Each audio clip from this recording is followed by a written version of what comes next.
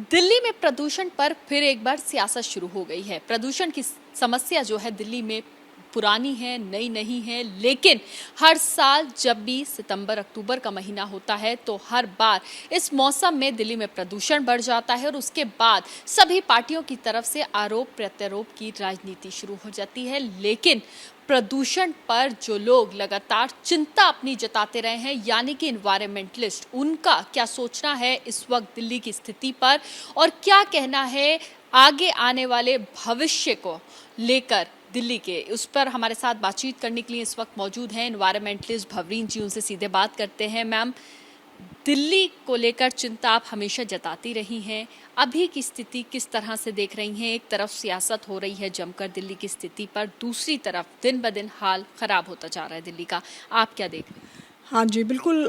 जो आपने बोला, ये जो सियासती मतभेद है, ये सिर्फ एक नागरिक के खिलाफ ही जाता है। बिकॉज़ अब आप जो जितना भी टाइम जा रहा है, जितना टाइम वेस्ट हो रहा है, जितना टाइम फजूल जा रहा है, उसमें हम सब ये जहर पी रहे हैं। ये जो, क्योंकि एक सोच जो है ना कि ये 3 या 4 महीने प्रदूषण रहती है, ये गलत है। अभी तक भी जो बारिश के दिन हैं खासकर, उससे जस्ट सिर्फ वो छोड़कर अगर पूरा साल आप देखेंगे तो हमारे एक भी दिन हमारे गुड एयर के नहीं थी। ये हमारे सिर्फ जहन में डाला गया है। हम सोचते हैं कि ये सिर्फ इन महीनों में है या सिर्फ दिल्ली में है। प्रदूषण अब सब जगह फैल गया है। बहुत सारी मेट्रो सिटीज़, मोस्टली सारे जहां हम सब काम कर रहे हैं, और भी बहुत लोग हैं डिफरेंट सिटीज़ में। अब वो कनेक्ट हो गए हैं तो सब अपना देख रहे हैं। हर एक की जो बेसिकली जो सोर्सेज हैं एमिशंस के, कहाँ से पोल्यूशन शुरू हो रहा है, प्रदूषण कहाँ से शुरू होता है। आप मानो हर शहर अलग है, हर स्टेट अलग है, तो उसको आप कम ज़्यादा कर सकते हैं, लेकिन most of the sources are same. यानी कि अगर देखा जाए तो तकरीबन सब जगह हम प्रदूषण देख रहे हैं और सभी जगह या हर शहर जो है प्रदूषण की स्थिति से जूझ रहा है। दिल्ली की अगर बात करें तो कल एक लेटर जो है दिल्ली के मंत्री गोपाल राय ने लिखा कि आर्टिफिशियल रेन जो है उसके लिए इजाज़त मिले, उसके लिए हम प्रोसीड करना चाहते हैं आगे।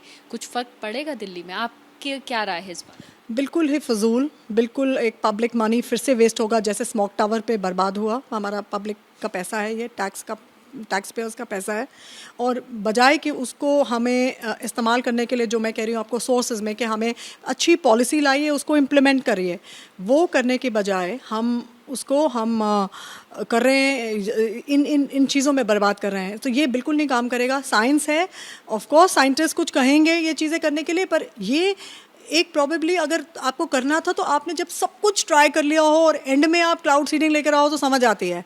आप आफ्टर ऑल एक कॉमन चीज़ है जो मैं इसके लिए एनवायरमेंटलिस्ट होने की ज़रूरत नहीं। हमें पता है पेड़ और बायोडाइवर्सिटी, फॉरेस्ट जो है वो डायरेक्टली कनेक्टेड है रेन से। वो आप हर घंटे के प्रति घंटे आप 5 पेड़ काटते हैं with permissions. Delhi government permission देती है, 5 पेड़ हर घंटे कटता है, उसको रोक नहीं सकते। हम लोग अपने रिज, जो आखिरी हमारा एक फॉरेस्ट रह गया है, रिज, चाहे वो इधर से है, दिल्ली से है, चाहे वो उस साइड से हरियाणा से है, कोई फ़र्क नहीं। मतलब हमारे लिए तो वो अब जान है, हमारे बच्चों का फ्यूचर है, सिटी का फ्यूचर है, और उसको बचाना ये पॉलिसी है। यहाँ पर हमें कोई कॉम्प्रोमाइज़ नहीं करना चाहिए, और इसमें कोई बहुत पैसा नहीं लगेगा।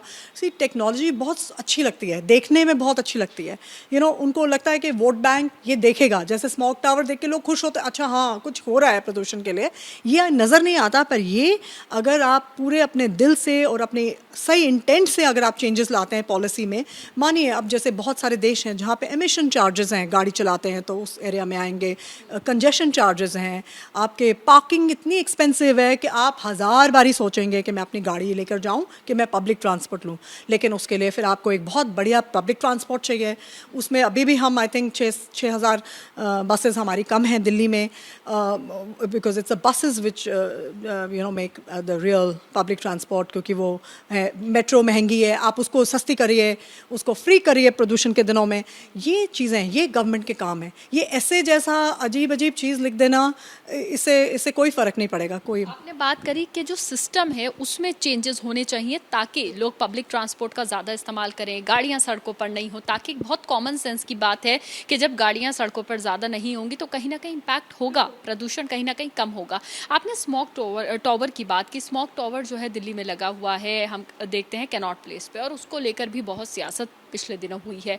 स्मॉग टावर का कितना इम्पैक्ट प्रदूषण पे हो रहा है दिल्ली में, हो रहा है, नहीं हो रहा है, और हो रहा है तो कितना हो रहा है? तो जितना डीपीसीसी ने बुलाया, without getting into technical things के ना आपके हमारे दर्शकों को मालूम है ना, हमें बोलने की जरूरत, पर अगर उन्होंने जितने स्क्वायर मीटर बोला कि वो उतना साफ़ किया, अगर आप उसको मल्टीप्लाई करें पूरे दिल्ली के स्क्वायर मीटर से, तो हमें 40,000 स्मॉग टावर चाहिए। अगर 40,000 स्मॉग टावर चाहिए तो 40,000 चाहिए, नहीं तो एक का कोई फ़ायदा नहीं, या दो का कोई फ़ायदा नहीं, या तीन का कोई फ़ायदा नहीं है। सीधी सी बात है। तो ये जो चीज़ें हैं, सिर्फ टेक्नोलॉजी एक बहुत देखने में, मैंने जैसे आपको कहा, अच्छी लगती है, लेकिन उसका कोई इवेंचुअली फ़ायदा नहीं होता। फ़ायदा इन्हीं चीज़ों का होगा जो आपने बोला, सिस्टमिक चेंजेस बोलते हैं, जो पूरे सालों तक होते हैं तो उसके रिजल्ट्स आने शुरू हो जाते हैं। अब आप वेस्ट मैनेजमेंट ले लीजिए। अभी थोड़े दिन पहले हम सब दुखी हैं इससे, इतना बाढ़ आ रहे हैं, इन्हीं बेसमेंट्स में पानी आए हैं, इतना सारी नालियाँ किक बैक कर रही हैं। क्यों कर रही हैं? उसके अब पीछे क्या है? पीछे ये एक फेल्ड वेस्ट मैनेजमेंट है। जो आप जो एक सिंपल सी चीज़ है, सॉलिड वेस्ट मैनेजमेंट के बायलॉज हैं, ये 2016 में सुप्रीम कोर्ट ने बोला है लागू करने के लिए। आज हम 2024 में हैं और ये लागू नहीं है। यहाँ पर करिए, शो कॉज नोटिस भेजिए ऑफिसर्स को, क्यों ये नहीं हो रहा, क्यों नहीं हो रहा? क्योंकि इतनी जो एलिट कॉलोनीज़ हैं, यहाँ पर भी सिर्फ झाड़ू मार कर दिखाने के लिए फ़ोटोज़ पे काम हो रहा है, अंदर से काम नहीं हो रहा। स्टॉर्म वाटर ड्रेन्स, जो हमारी नेचुरल ड्रेनेज थी, जो पहले हमारे दिल्ली के मास्टर प्लान में बनी थी, वो सब आपने गंदी कर दी हैं, वो सब कवर कर रहे हैं। ये सब गलतियां हैं जो जिसका हम सब अब सह रहे हैं, और जो आगे वर्स करेगा वो भी प्रदूषण है। बिकॉज अब जैसे यहाँ पर भी एक नाला है जिसको आपने कवर किया, वहाँ मीथेन है। वो इतना जो घर हैं सामने, जितने भी यहाँ पे घर हैं सामने, वो उनका रेफ्रिजरेटर्स, उनके एसीज़ हर 3-4 महीने में जंग खा जाते हैं। तो इमेजिन हम उनके लंग्स का क्या हाल हो रहा होगा।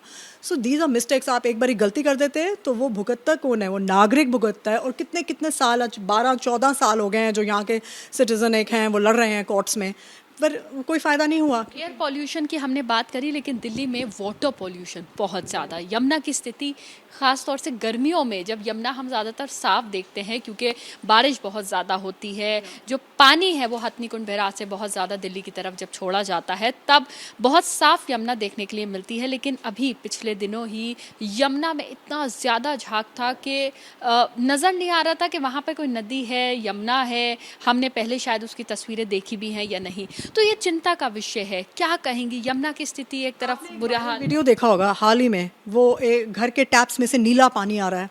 वो नीला पानी वो डाइंग यूनिट्स का है, डेनिम यूनिट्स का।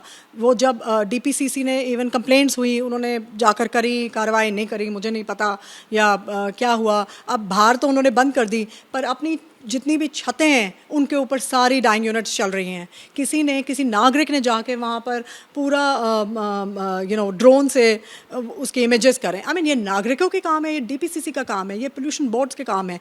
लेकिन अब एक अगेन सिस्टमिक चेंज आ गई कि पोल्यूशन बोर्ड में इतने सारी पोस्ट्स हैं जो खाली पड़ी हुई हैं, और ये कई सालों से इसके बारे में बात हो रही है, पर ये भरी क्यों नहीं जा रहे? क्योंकि आफ्टर ऑल जब कंप्लेंट्स होंगी तो कौन जाएगा? ये तो आज इंसान को ही जाना पड़ेगा ना।